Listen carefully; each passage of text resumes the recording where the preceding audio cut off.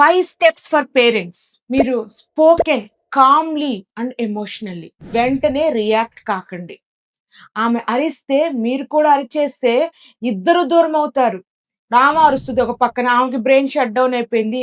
ఆమె అరవడం మొదలు పెడుతది. మీరు అరవడం మొదలు పెడతారు. ఏమవుద్ది? గొడవ తప్పితే ఏముండదు. ఒక్క క్షణం ఆగండి మీరు. శాంతిగా మాట్లాడండి. లేదా సైలెంట్‌గా పక్కకెళ్ళిపోండి. ఒక్క 5 మినిట్స్ గ్యాప్ ఇవ్వండి.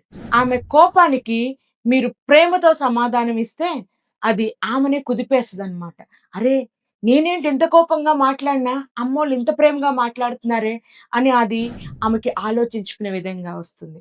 ఆమె అరిచి, మనము అరిస్తే ఇంట్లో యుద్ధ వాతావరణం కనిపిస్తది. ఏమి ఇక మనం చెప్పేది వాళ్ళు వినరు కూడా నెక్స్ట్ వర్డ్. వాళ్ళు మన మాట వినాలి అంటే కొంచెం శాంతి. 5 మినిట్స్ గ్యాప్ ఇవ్వండి. తర్వాతెళ్లి మాట్లాడండి.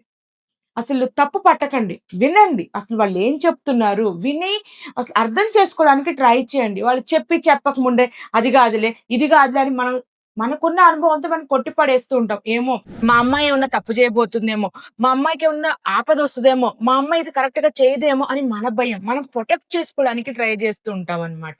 కానీ వాళ్ళకు అవన్నీ పెద్ద ఇష్యూస్ లాగా కనిపిస్తాయి.